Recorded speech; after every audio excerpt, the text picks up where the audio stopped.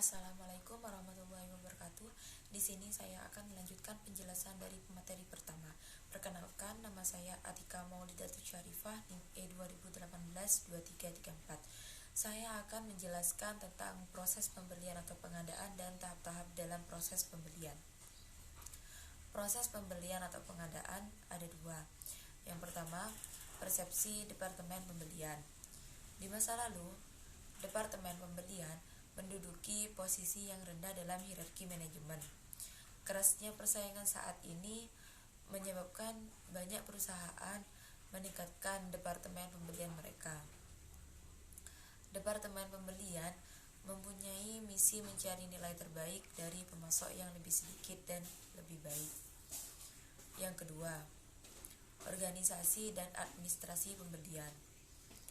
Beberapa perusahaan mulai melakukan pemusatan pembelian pada kantor pusat.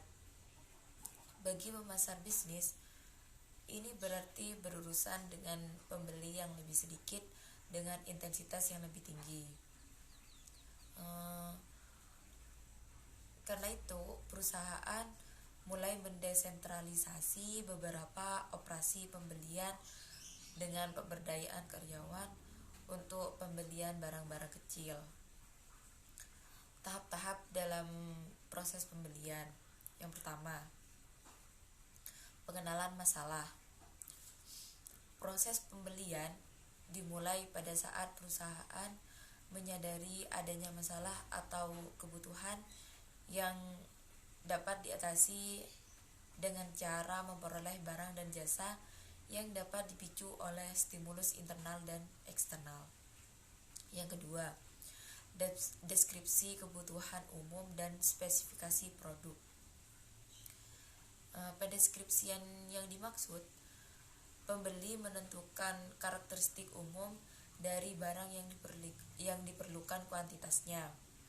Untuk menganalisis nilai produk dari proyek dengan menggunakan analisis nilai produk, yaitu sebuah metode pengurangan biaya dengan cara mempelajari komponen untuk menentukan apakah komponen dapat dirancang ulang atau dibuat dengan metode produksi yang lebih murah.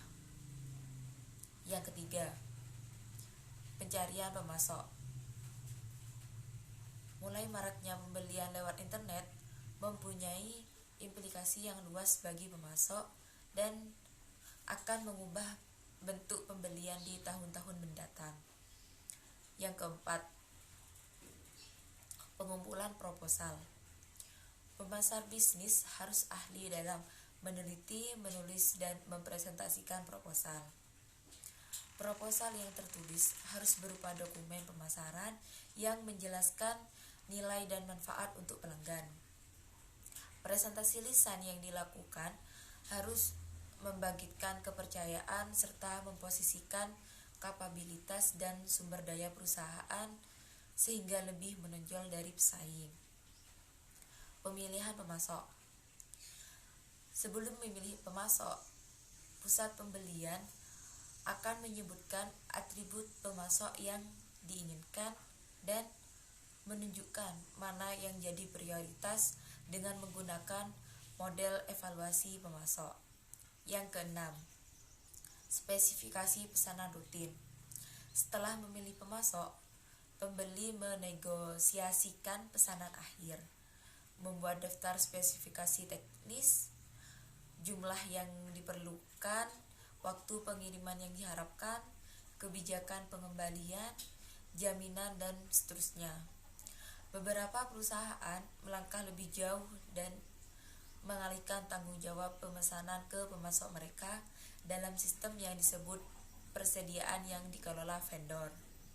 Yang ketujuh, tinjauan kerja. Banyak perusahaan menetapkan sistem intensif untuk memberi penghargaan kepada manajer pembelian atas kinerja pembelian yang baik. Sekian penjelasan dari saya. Wassalamualaikum warahmatullahi wabarakatuh.